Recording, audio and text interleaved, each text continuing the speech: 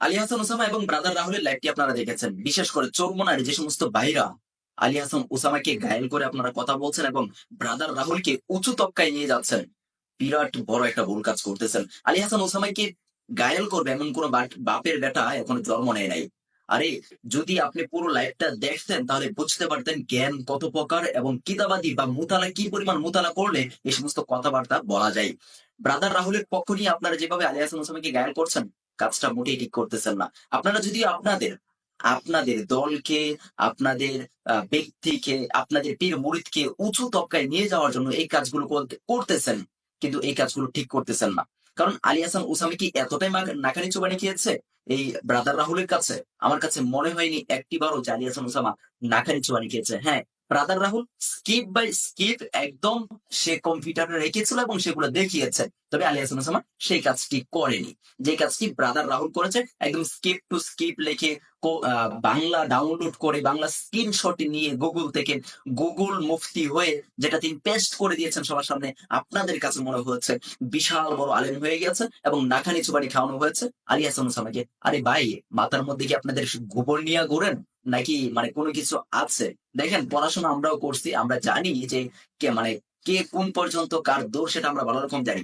আমার এই কথাগুলো অনেকের কাছে খারাপ লাগবে, অনেকের কাছে ভালো লাগবে, তবে মূল বিষয়টা হচ্ছে আমি আসলে কাউকে ছোট করে কথা বলতেছি না। বেশ করে চৌমুনাই নিয়ে আমার কোনো অ্যালার্জি নাই। আমি আজ পর্যন্ত চৌমুনাইয়ের বিরুদ্ধে বা ওইরকম ভাবে, হ্যাঁ, যেটা অন্যায় সেটা আমি বলছি। সাদাকে সাদা কালোকে কালা বলতে কখনো আমি দ্বিধাবোধ করি না এবং করবো না। তবে চৌমুনাইকে নিয়ে আমি বিভিন্ন ধরনের ভিডিও বিভিন্ন সময় তৈরি করেছি যেগুলো তাদের অন্যায় হয়েছিল সেগুলো নিয়ে।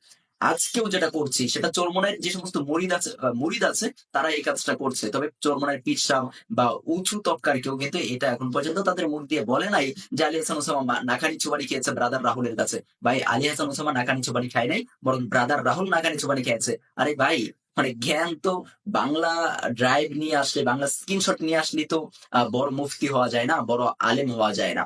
যাই হোক, মূল বিষয় আসে। মূল বিষয় হচ্ছে, দেখেন, আগে নিজের ঘরকে বাঁচান, তারপর না হয় অন্যকে বাঁচাবেন।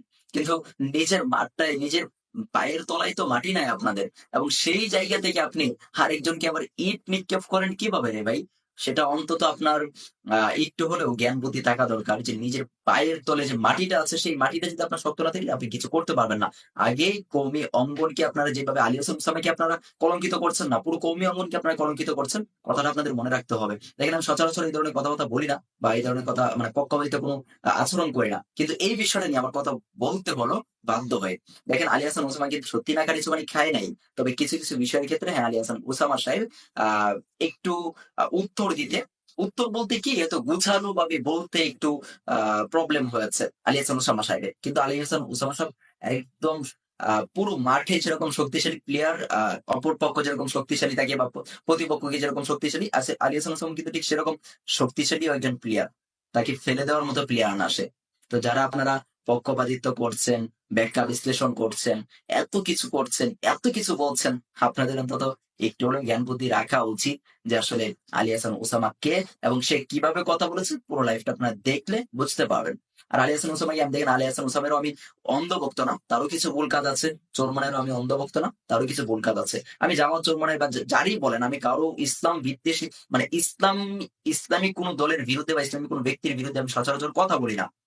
কিন্তু যে সমস্ত ইসলাম বিদ্বেষী আছে তাদেরকে কখনোই ছাড়ি না। তবে স্বার্থের ক্ষেত্রে অনেক সময় অনেক কিছুই করতে হয়। দেখা হচ্ছে নতুন করে ভিডিওতে।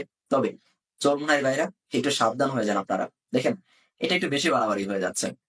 খোদা হাফেজ। ভালো থাকবেন। আশেপাশের মানুষগুলোকেও ভালো রাখবেন। দেখা হচ্ছে নতুন করে ভিডিওতে। আসসালামু আলাইকুম রহমতুল্লাহ বারাকাতুহু।